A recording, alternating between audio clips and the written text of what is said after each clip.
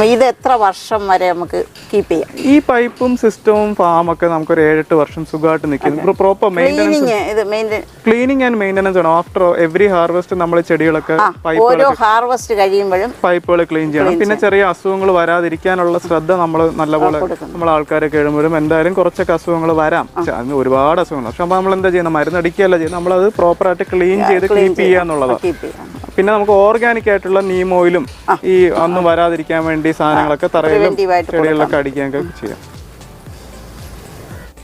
ഇത് ഏത് വിഭാഗത്തിലുള്ളതാണ്?